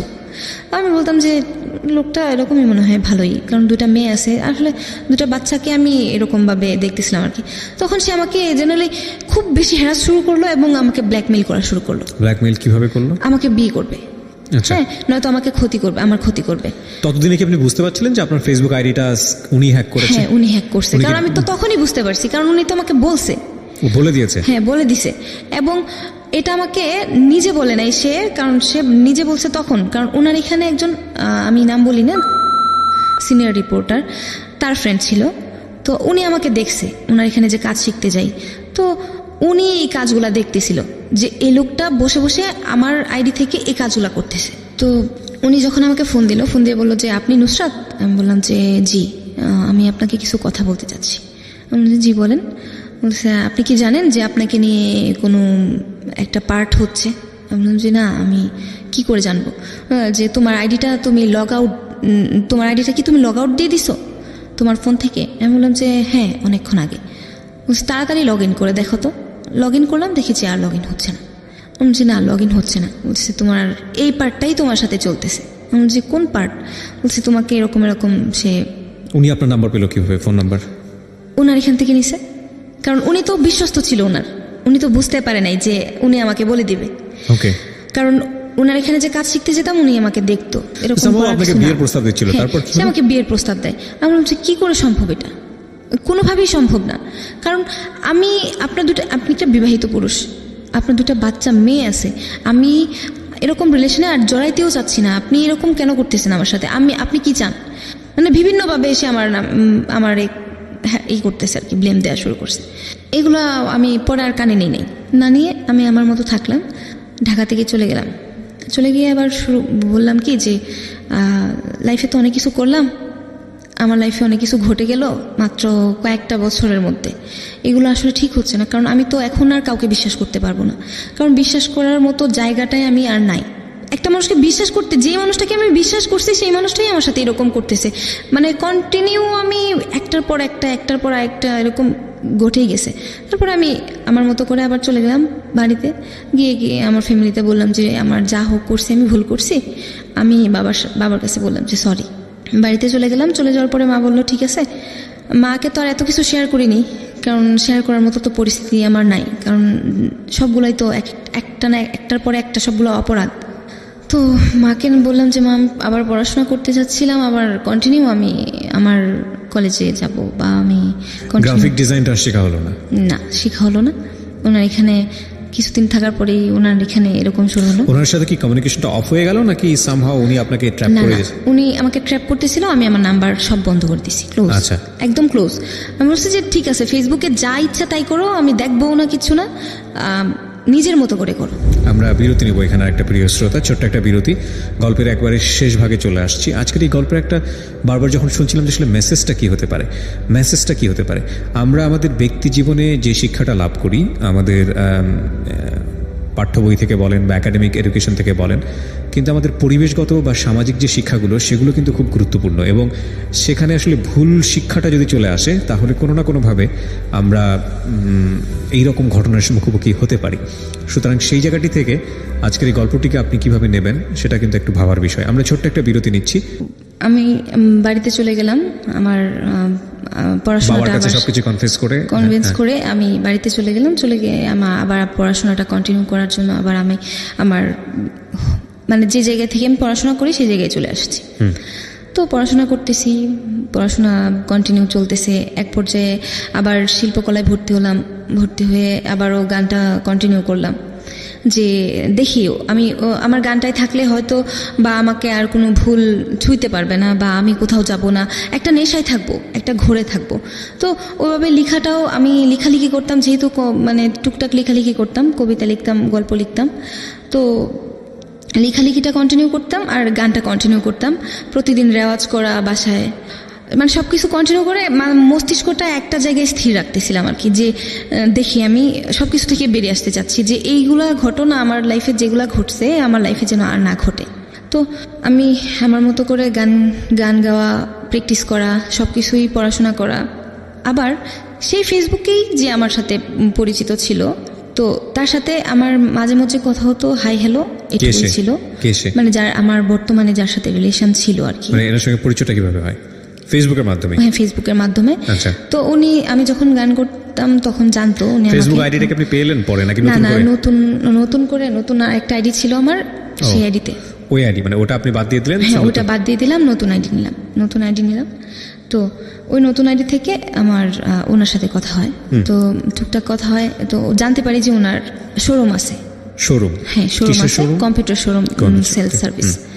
ওনাকে নক করলাম যে ভাইয়া আমার এরকম ল্যাপটপ প্রয়োজন। পরে বলতেছে ঠিক আছে আপনি আসেন। তো ফোন দিলাম ওনাকে, ফোন দিয়ে ওনার এখানে গেলাম, কথাবার্তা হলো। আমি আমার মতো করে ল্যাপটপ কিনে নিয়ে চলে আসলাম বাসায়। তো উনি আমাকে বললো যে আরেকদিন আইসেন ম্যাডাম কফি খাওয়ার জন্য। তো বাসায় চলে আসলাম, আসার পরে আর ওনার সাথে কথা হয়নি। 2 দিন পরে আমার মা ফোন দিল, বললো যে তোর কাকার শরীর খুব খারাপ, তুই কি দেখতে আসবি কিনা। আমি বললাম যে ঠিক আছে, আমি রওনা দিতেছি। রওনা দিলাম। রওনা দেওয়ার পরে আমি বাসে তখন উনি আমাকে ফোন দিলেন, বললেন যে আপনি কোথায়। যে আমি সরি, আমি তো আপনার কফি খাওয়ার দাওয়াতটা রাখতে পারতেছি না, কারণ আমার কাকা এরকম সমস্যা, আমার কাকা অসুস্থ। বললো যে ঠিক আছে, আপনি বাসায় যান, জানায়েন কি হয়। বাসায় গেলাম, যাওয়ার পরে দেখি যে কাকা মারা গেছে। আমি যখন গেলাম, গিয়ে দেখি যে কাকা মারা গেছে। যাওয়ার পরে মানে আমার এই কাকারে মানে আমি ছোটবেলা থেকে খুব খুব বেশি আমাকে আদর করতো এবং আমি খুব পছন্দ করতাম, কারণ ছোটবেলা থেকে উনি আমাকে ডাকতো, নুসরাত নুসরাত আসো আসো, গান করো, গান শোনাও, বা নুসরাত একটু পরে পরে ডাকো, নুসরাত দেখো আমার ফোনটা কি হয়েছে। মানে মানে একটা জিনিস, আমার ফিলিংটা আমার খুব খারাপ লাগতেছিল। আমি কাকা মারা যাওয়ার পরে আমি ঠিক থাকতে পারিনি। পরের দিন মাকে বললাম যে মা, আমার দেখো বাড়িতে থাকলে আমার মনে হচ্ছে যেন কাকা আমাকে ডাকতেছে, আমার মনে হচ্ছে যেন কাকা আসে, আমার খুব খারাপ লাগতেছে। তো মা বললো যে এখন কি করবি। আমি বললাম যে আমি চলে যাব। মারা যাওয়ার পরের দিন আমি চলে আসলাম ময়মনসিংহে। আসার পরে আমার মন খুব খারাপ, যেহেতু আমি বললাম যে কী করা যায়। উনি আমাকে আবার ফোন দিল, ওই ফোন দিয়ে বললো যে ম্যাডাম আপনি কোথায়। আমি বললাম যে আমি ময়মনসিংহ চলে আসছি বাসায়। বললো যে আপনার কাকা মারা গেল, আপনি এত তাড়াতাড়ি চলে আসলেন। আমি বললাম যে এরকম এরকম সমস্যা, আমি বাড়িতে থাকলে মনে হয় যেন আমার কাকা আসে, আমাকে ডাকতেছে, তার জন্য আমি চলে আসছি, আমার ভালো লাগতেছে না। বললো যে ঠিক আছে, আপনি এদিকে আসেন, এসে একটু বসে যান। তো আমি গেলাম, বললাম যে ঠিক আছে, দেখি আসা যায় কিনা। শিল্পকলায় ক্লাস করে এসে বিকেলবেলায় বাসায় আসলাম। বাসায় এসে চেঞ্জ করে আবার ওনার এখানে যাই। তো ওনার এখানে এক জায়গায় বসে কফি খাচ্ছি। আমি দেখতেছি, খেয়াল করতেছি যে আমার মন খারাপ, কারণ আমার ভালো লাগতেছে না, আমার কাকা মারা গেছে। তো সে আমাকে বলতেছে কি প্রবলেম। আমি বলছি যে আমার কিছু ভালো লাগতেছে না, আমার মন চাইতেছে যে কোথাও ঘুরতে যাইতে। আবার আমার আরেকটা প্রবলেম ছিল কি ভাই, আমি যখনই খুব একা থাকতাম তখন আমি দূরে কোথাও ঘুরতে যেতাম। মানে আমার এইটা একটা অভ্যাস ছিল যে একা একা ঘুরতে যাওয়ার, ওটা আমার কাছে ভালো লাগতো, কারণ মানে নিজের লাইফটাকে ফিল করার একটা মানে সিচুয়েশন তৈরি হতো। তখন দেখতাম যে আসলে যে আমি যা করতেছি ভুল করতেছি, বা নিজেকে নিয়ে ভাবার মতো কিছুটা সময় পেতাম। তো ওনাকে আমি বললাম যে আমি হয়তো কোথাও যাব। তো সে আমাকে বললো যে আপনি কোথাও যেহেতু যাবেন, আমারও খুব ইচ্ছে করতেছিল যাওয়ার জন্য, তো আমি কি আপনার সাথে যেতে পারি। আমি বললাম যে না, আমি যাব একা, তাহলে আপনি আমার সাথে যাবেন কেন। আপনি আমার সাথে যাওয়ার প্রয়োজন নেই, আপনি আপনার মতো পরবর্তীতে যান, আমি দেখি কী করা যায়, হয়তো নাও যেতে পারি। তো এই কথা বলে আমি ওনার এখান থেকে চলে আসলাম। ওনার এখান থেকে আসার পরে উনি আমার হাত ধরে খুব রিকোয়েস্ট করলো যে আমার সাথে ঘুরতে যাবে। উনি আমাকে খুব পছন্দ করে, উনি আমাকে খুব শ্রদ্ধা করে, মানে এভরিথিং যা বলা যায় আর কি। একটা জিনিস আমি একটু বলি আপনাকে নুসরাত, মাত্র একটা ফেসবুকে তো ওনার সঙ্গে আগেই পরিচয় ছিল আপনার, যে কারণে আপনি ওনাকে নক দিয়েছেন। এই যে দ্বিতীয় দেখাতেই হাতে ধরার মতো জায়গায় চলে যাওয়া, এগুলো তো সামহাও আপনি প্রশ্রয় দিচ্ছিলেন। প্রশ্রয় না দিলে তো একটা মানুষ কোনোভাবেই, প্রশ্রয় দিচ্ছিলাম, আমি আনইজি ফিল করতেছিলাম।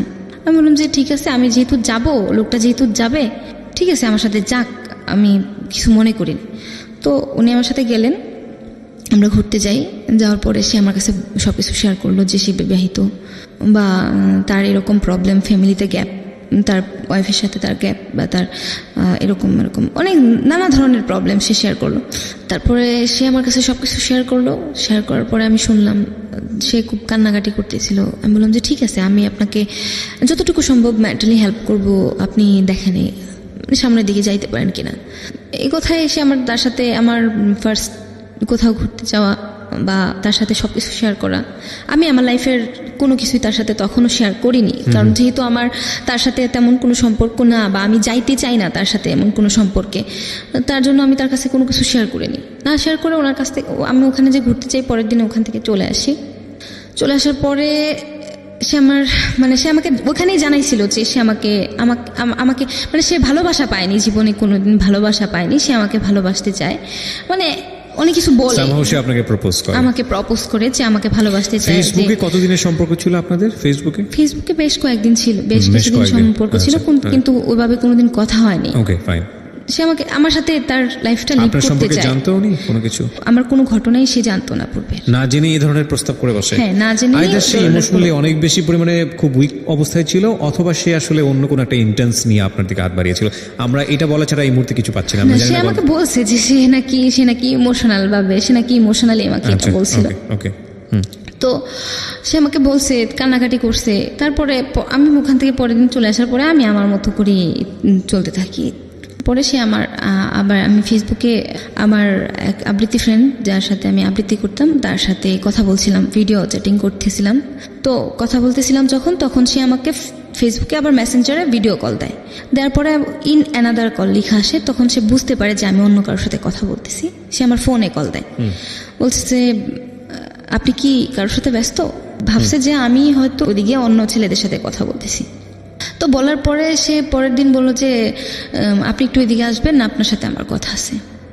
মানে কোন একটা জায়গায় এসে যেতে বলছে? হ্যাঁ, যেতে বলছে। সে আপনার সাথে আমার কথা আছে। সে আমার বাসার সামনে গেছে, যাওয়ার পরে আমি তার সাথে বাইকে, একটা রোড আছে, খুব একটা জায়গা আছে যেখানে আমরা প্রায়ই যেতাম আর কি, ওই জায়গাটায় গিয়ে কতক্ষণ বসতাম, বসে থেকে চলে আসতাম ওর সাথে। ওখানে গেলাম, যাওয়ার পরে এই মিনিটে আপনাদের র্যান্ডম একসাথে বসা হচ্ছে? হ্যাঁ, ওকে, মানে বসা হচ্ছে। বসার পরেও এইটা আপনার জায়গা থেকে কি বলবেন? এটা কি আপনার জন্য, আপনি যদি আপনাকে তো প্রথম দিন সে জিনিসটা বুঝিয়ে দিয়েছে এবং বোঝানোর পরে আপনি যেহেতু তার কাছে যাচ্ছেন, না ও তখন সেকেন্ড টাইম ওনার কাছ থেকে চলে আসার পরের দিনই ঘটনা। আচ্ছা আচ্ছা, পরের দিনের ঘটনা। তো ওনার সাথে আমি বাইকে করে ওই জায়গায় গেলাম। পরে ওই জায়গাটায় গিয়ে আমাকে সে প্রশ্ন করতেছে যে কার সাথে কথা বলছিলেন। বললাম যে কেন, আমি কৈফিয়ত দিতে যাব। পরে বলতেছে যে দেখেন, আমি আমার লাইফে কাউকে ভালোবাসতে চাই, সেটা তো আপনাকে জানালাম। আপনি আমাকে ভালোবাসবেন কিনা সেটা আপনার ব্যাপার। হ্যাঁ, তবে আপনি যাই করেন না কেন, আসলে দেখেন এভাবে যে রাত্রে জেগে আপনি চ্যাট করতেছেন, ফ্রেন্ডদের সাথে ভিডিও চ্যাটিংয়ে কথা বলতেছেন, ফোনে কথা বলতেছেন, বা যে ফেসবুকে থাকতেছেন, হ্যাঁ, ওটা কিন্তু ভালো না। সে আমাকে বোঝানো শুরু করলো। ওই যে আমি সবসময় মোটিভটাকেই সবসময় আগে দেখতাম, বলতাম যে আমার ওইটাই প্রয়োজন। তখন আমি ওনার কাছ থেকে ওইটাই পাচ্ছি যে আসলে উনি তো আমার ভালো চাচ্ছে। তো উনি বলতেছে এটা করা ঠিক হচ্ছে না, আপনি দেখেন আপনার লাইফটাকে ঠিক করেন, আপনি এইভাবে কথা বললেন না কারোর সাথে, বা আপনি এরকম চলেন। আমি যদি একটু সাম আপ করে ফেলি, এই ভদ্রলোকের সঙ্গে কি আপনার কোনো সম্পর্ক রিয়েল লাইফে কি আছে? এখন কি আছে? তার সাথে আমার গত 16 তারিখ পর্যন্ত রিয়েল লাইফে সম্পর্ক ছিল। মানে এটা কি, মানে আপনাদের ফিউচার প্ল্যান ছিল, you gonna be like husband আর ওয়াইফ? হ্যাঁ, সে আমাকে বলছিল যে দেখ, আমাদের কারোর যাতে অভাব না থাকে, কারণ মানে তুই তো কারি সম্পর্ক। আমাকে সে তুই করে ডাকতো, তুমি করেও ডাকতো, সবাই ডাকতো। তো আমাকে বলতো কতদিনের সম্পর্ক তার সাথে? আমার 1 বছরের সম্পর্ক। 1 বছরের সম্পর্ক। আমি প্রথমে যেটা পাচ্ছিলাম ঠিক সেটারই আরেকটা উল্টো পার্ট আমি বলতে পারি, যে আসিফ ছিল প্রথম ছেলেটার নাম, না? আসিফ। আর এখন যেটা পেলাম ওনার নাম বোধহয় আপনি বলবেন না, বলবেন কি? নাম নাই বলি, আমি তাকে একই জিনিস আমি পাচ্ছি, নাম না বলি, আমি তাকে বাবু বলেই ডাকতাম আর কি। ওকে, সো আপনাদের মধ্যে একটা প্রেমের সম্পর্ক ছিল, এবং তার লাইফে ওয়াইফ থাকার পরেও এটা হয়েছে। হ্যাঁ, তার লাইফে ওয়াইফ থাকার পরেও সে আমাকে বলছে যে সে আমাকে ভালোবাসে। আমি আপনাকে একটু বলি নুসরাত, তার জায়গাটা আপনি ভুলে যান। সে আপনাকে কি বলেছে? আপনি ধরে নেন, আপনাকে যদি এখন বলি আপনি সাবজেক্ট, পুরো দুনিয়াটাই এই রকম, আপনি সাবজেক্ট হিসেবে আপনি যেটা বেছে নেবেন সেটাই হচ্ছে আপনার জন্য পারফেক্ট, রাইট? সো আপনি যতগুলো সম্পর্কের কথা এখানে বললেন, মানে ফেসবুক কেন্দ্রিক যে সম্পর্কগুলো, প্রত্যেকটা সম্পর্কের ক্ষেত্রেই আপনার উইকনেসটাকে আপনি বুঝতে পেরেছেন?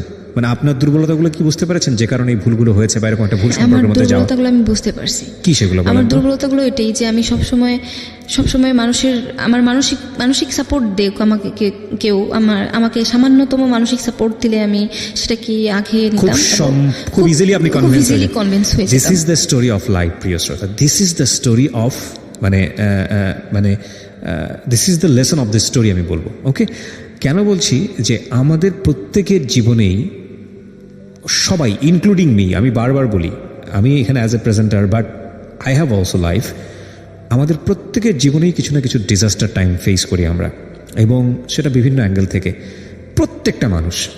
এবং আমরা ওই সময়টাতে যাদেরকে এক্সপেক্ট করি যে যারা আমাদের পাশে থাকবে, সামহাও সৃষ্টিকর্তার লীলা খেলা, ওই মানুষগুলো হয়তো আমাদেরকে সাপোর্ট করেন না। এটা একটা ভালো যে আপনি বিপদে পড়ে বন্ধু চিনতে পারেন, কিন্তু ওই সময়টাতে যেই আপনার জীবনে একটু সাপোর্টের হাত নিয়ে আসুক না কেন, খুব স্বভাবতই আপনি তার প্রতি দুর্বল হয়ে যাবেন।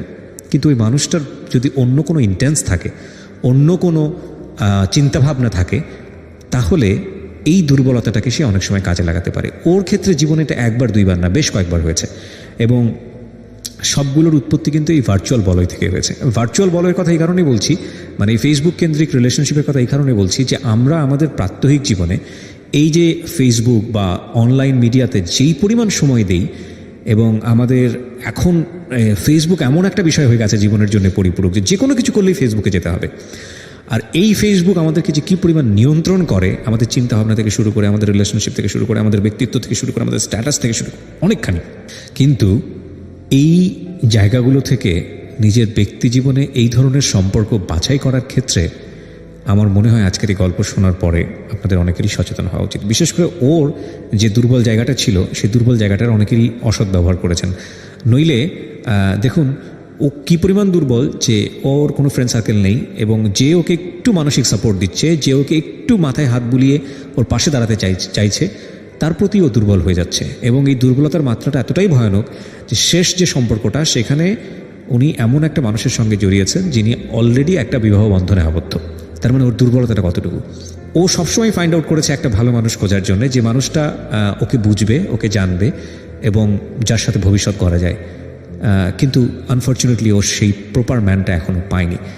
ওর জীবনের যে ভুলগুলো বা ওর জীবনের যে শিক্ষাগুলো, সেগুলো ওকে সামনে কোথায় নিয়ে দাঁড় করাবে সেটা বরং ওর জন্যই থাকুক। কিন্তু আমাদের ক্ষেত্রে আমরা বলতে পারি যে এই ভার্চুয়াল বলয়ের ক্ষেত্রে আমাদের মনে হয় একটু হলেও সচেতন হওয়া উচিত।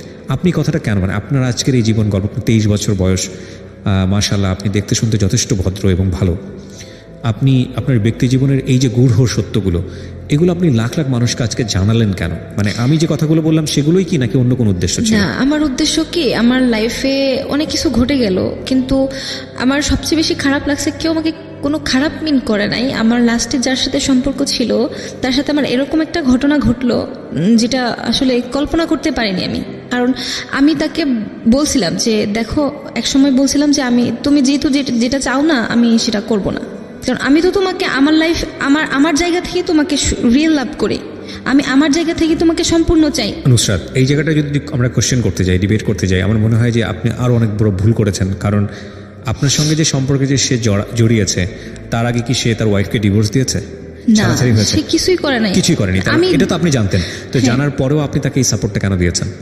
আমি বুঝে সবসময় আমাকে বলতো যে ওর ফ্যামিলিতে গ্যাপ, হ্যাঁ, কিন্তু ও আমাকে ভালোবাসে। আমাকে বলতো যে এটা হচ্ছে আপনার ইমোশনালের জায়গা থেকে আপনার বিশাল একটা উইকনেস। আমাকে দেখুন, সে যেটাই করুক না কেন, এটা একটা অনৈতিক সম্পর্ক, প্রথম কথা হচ্ছে এটা। এবং আমি জানি যে আপনারা আরও অনেক গভীরে গেছেন এই সম্পর্ক নিয়ে, যেটা হয়তো আপনি রেডিওতে বলতে চাচ্ছেন না, ঠিক আছে। কিন্তু এটা ঠিক যে একটা মানুষ, আপনি তো বুঝতে পারছেন যে তার রিয়েল লাইফে একজন আছে, এবং সে থাকা অবস্থায় যতটাই আনহ্যাপি হোক না কেন, আরেকজন মানুষের কাছে গিয়ে সুখী হইতে যাচ্ছে। বাট আপনাদের সেখানে নিশ্চয়ই একটা ফিউচার প্ল্যান ছিল। সেই ফিউচার প্ল্যানের জায়গা থেকে আপনারা নিশ্চয়ই এটা চিন্তা করেছেন যে ওকে ডিভোর্স দিয়ে দেওয়া হবে। না, ওকে ডিভোর্স, ওর ওয়াইফকে ডিভোর্স দিবে, আমি সেটা কখনো চাইনি। তাহলে আপনি কি চেয়েছেন? আমি চাইছিলাম যে ওর ওয়াইফ ওর যে জায়গাটাতেই আছে সেই জায়গাটাতে ঠিক থাকুক। কারণ ওর ওয়াইফের সাথে আমার আরো, আপনাকে বিয়ে করুক না, আমাকে বিয়ে করুক সেটা আমি চাইছি। কারণ আমি চাই নাই যে আমি একটা অনৈতিক সম্পর্কের মধ্যে জড়িয়ে থাকি। আপনি কেন একটা বিবাহিত মানুষকে বিয়ে করতে চাবেন? আই ডোন্ট নো, আমি ওর প্রতি এতটাও, এটাই আমার পয়েন্ট। বিকজ আপনি ইমোশনালি অনেক বেশি দুর্বল। এবং আপনার যেটা হয়েছে এই লং টার্ম, আমার মনে হয় একজন সাইকিয়াট্রিক যিনি, উনি ভালো বলতে পারবেন। আপনার ইমিডিয়েটলি আমি আপনাকে সাজেস্ট করব যে আপনি একজন মানসিক বিশেষজ্ঞের কাছে যান। আমি বলি, আমি আপনাকে, মানে ওর ওয়াইফের সাথে আমার 8 মাস আগে, 4 মাস আগে, 6 মাস আগে কথা হয়। ওর ওয়াইফকে আমি সামান্যতম কিছু জানাইনি, বরং আমি বলছি যে না, আমি ওনাকে শুধু চিনি, উনি আমার একজন ফ্রেন্ড। আমি নুসরাত ওই পয়েন্টে কথাই বলতে চাচ্ছি না, কিন্তু আপনার এই যে পুরো ক্যালকুলেটিভ যে সামারিটা, সেই জায়গাটা থেকে একটা জিনিস বোঝার আছে, আপনি ঘটনার ভিতরে যান না, আপনি একটা অসুস্থ সম্পর্কের মধ্যে আছেন, এটা আপনি বুঝতে পারছেন? হ্যাঁ। আচ্ছা, যদি এটা বুঝে থাকেন তাহলে এটা কিওর হওয়াটা জরুরি, এটা বোঝেন? জানি। কিওর হওয়াটা যদি জরুরি মনে হয় আপনার কাছে, তাহলে আপনার খুব ভালো একজন মনোবিজ্ঞানের কাছে যাওয়া উচিত, চিকিৎসকের কাছে যাওয়া উচিত, যিনি আপনাকে পুরো স্টোরিটা, পুরো প্রোফাইলটা জেনে আপনাকে একটা কাউন্সিলিংয়ের মধ্যে দিয়ে নেবেন। আপনি যে সিমটমগুলোর কথা বলেছেন, যে আপনাকে যে পরিমাণ পিল নিতে হয়েছে, স্লিপিং পিল, যে পরিমাণ ট্রিটমেন্টের মধ্যে গিয়ে আপনাকে যে পরিমাণে ফিজিক্যালি আপনাকে বিভিন্ন রকমের ওষুধ দিয়ে আপনাকে এটা একটা টর্চারের মধ্যে যেতে হয়েছে, সেখানে আপনার এই ধরনের ভুল করাটা হয়তো বা স্বাভাবিক। এটার মধ্যে হয়তো কোনো মেন্টাল লিঙ্ক আছে, আমি নট এ ফিজিশিয়ান, আমি জানি না, বাট আপনার খুব ভালো একজন ডক্টরের পরামর্শ নেওয়া উচিত। আমি এখন জানি না, আমাকে আমার রুমমেট বলেন, আমাকে আমার গানের ওস্তাদ বলেন, আমাকে আমার আশেপাশের লোক বলেন, প্রত্যেকেই বলে যে আমি মানসিক রোগী। কারণ আমি বাসায় বসে সারাদিন দেখা যায় যে হয় চিল্লায় কান্না করতেছি, নয়তো বসে বসে শুধু কান্না করতেছি। আপনি রাইট নাও কত? 23, রাইট? আচ্ছা, আপনি 23 বছর, আপনার পজিটিভ জিনিসগুলো দেখেন। আপনি 23 বছর বয়স, আপনি পড়াশোনা করছেন পলিটেকনিক, আপনার পড়া এখনো কমপ্লিট হয়নি, আমি যতদূর জানি। কমপ্লিট হয়েছে? না, কমপ্লিট হয়নি, ফাইনাল ইয়ার আছেন, আপনি হয়তো কমপ্লিট করে ফেলবেন, মাশাআল্লাহ। আপনার চোখ আগের থেকে বেটার, রাইট? ওকে, আপনি দেখতে শুনতে মাশাআল্লাহ যথেষ্ট সুন্দর। আপনার এতগুলো ব্রাইট সাইড আছে, আপনার জীবনে যেগুলো ভুল হয়েছে বা যেগুলো অপরাধ হয়েছে আপনি মনে করছেন, সেগুলো আপনার জীবনে একটা বড় এক্সপিরিয়েন্স, ঠিক আছে? এত কিছুর পরেও যদি সৃষ্টিকর্তা আমাদেরকে বেঁচে থাকার অধিকার দেন, আমরা কেউ ধোয়া তুলসীর পাতা না। আমার জীবনে ভুল আছে, আপনার জীবনে ভুল আছে, প্রত্যেকটা মানুষের জীবনে। যদি কেউ বলে যে আমার জীবনে ভুল নাই, আমার জীবনে অপরাধ নাই, তাহলে সে মানুষ না। হ্যাঁ, তাহলে সে মানুষ না, এবং এটা সম্ভব না। প্রত্যেকটা মানুষের জীবনে ভুল আছে। এত ভুল থাকার পরেও যদি সৃষ্টিকর্তা আমাদেরকে বেঁচে থাকার অধিকার দেয়, এত ভুল থাকার পরেও যদি সৃষ্টিকর্তা আমাদের সামনে থেকে অন্য বস্ত্র কেড়ে না নেয়, আপনি কেন আপনাকে নিয়ে এতটা বেশি হতাশ হচ্ছেন? আপনার লাইফে 23 বছর গেছে, আপনার লাইফে ধরেন আপনি আরও 23 বছর বাঁচবেন। এই 23টা বছর আপনি রাইট ওয়েতে বাঁচেন, এবং সেটার জন্য আপনার ইচ্ছাই যথেষ্ট। যে সম্পর্কগুলোর মধ্য দিয়ে আপনি গেছেন, সেখানে আপনি নিজেকে রিয়েলাইজ করেন যে আপনার আসলে কী চাওয়ার দরকার ছিল। আপনি চেয়েছেন যে একটা পিসফুল রিলেশনশিপ, যে আপনাকে বুঝবে, মেন্টালি আপনাকে যে সাপোর্টটা দিবে। আপনি সেরকম মানুষ পান নাই। আপনি ট্রাই করে গেছেন, আপনি ভাবে নেন জিনিসগুলোকে, হ্যাঁ এগুলো ভুল হয়েছে, এখন তার মানে কি এটাই যে আপনার জীবনটা শেষ হয়ে গেছে? নো। দেখেন, আপনি যতক্ষণ পর্যন্ত বেঁচে থাকবেন ততক্ষণ পর্যন্ত সম্ভাবনা, ঠিক আছে? সুতরাং আমি আপনাকে সাজেস্ট করবো, go to a good psychiatrist. আপনি সাইকিয়াট্রিস্টের কাছে যান, ওনার কাছে একটা লম্বা কাউন্সিলিং নেন, ওনারকে আপনি নিয়মিত বসেন আর আপনার প্রবলেমগুলো খুলে বলেন। অ্যান্ড বিলিভ মি, হয়তো 6 মাস 1 বছর পরে আপনি হয়তো মেন্টালি এতটা ফিট হবেন যে এই এক্সপিরিয়েন্স হয়তো আপনার পরবর্তী জীবনে অসাধারণ কাজে লাগবে, ঠিক আছে? আর আপনি আজকে যে কাজটা করলেন সেটা তো অনেকের উপকার করলেন, কারণ আমি তো মনে করি ফেসবুকে বা অন্যান্য জায়গাগুলোতে অনেক ছেলে মেয়ে আছে যারা এই ধরনের রিলেশনশিপ। আমি জানি যে আমার মতো এরকম ভুল অনেক মেয়ের লাইফে হচ্ছে, কন্টিনিউয়াসলি হচ্ছে। কারণ আমি চাইতেছি যে আমি কেন আজকে এরকম লাখ লাখ মানুষের সামনে এসে আমার ভুলগুলোর কথা বললাম। আমার ভাই শুনতেছে, আমার বোন শুনবে, এটা কাউকে খারাপ চোখে দেখার কিন্তু উদ্দেশ্য না। আমার ফ্যামিলি মেম্বাররা কিন্তু সবাই শুনেই আপনার জীবনের গল্প। ভাই আপনার ভাই আমি জানি আমার কাজিন বা আমার রুমমেট, আমার ফ্রেন্ড সার্কেল, আমার স্কুল লাইফে যারা ছিল, বা আমার ভাই শুনে, আমার বোন শুনে, সবাই শুনে।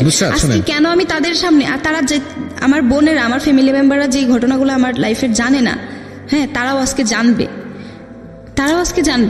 তারপরেও আমি কেন বলতে আসলাম না, জানার পরে দুটো রিয়াকশন হবে। একটা হচ্ছে কেউ তুচ্ছ-তাচ্ছিল্য করবে, হ্যাঁ, আবার কেউ এই বিষয়কে খুব ভালোভাবে দিবে। আমাদের 99% ক্ষেত্রে আমি যেটা দেখি, সবাই এগুলো নিয়ে তুচ্ছ-তাচ্ছিল্য করে। কিন্তু অদ্ভুত বিষয় হচ্ছে, সবার জীবনেই এরকম গোপন বিষয় আছে, সবার জীবনেই এরকম ভুল আছে, সবার জীবনে এর চেয়েও বড় বড় অপরাধ আছে। আমরা যখন একজন মানুষকে দেখি যে সে বিপদগ্রস্ত, আমরা তাকে নিয়ে তুচ্ছ-তাচ্ছিল্য করতে পছন্দ করি।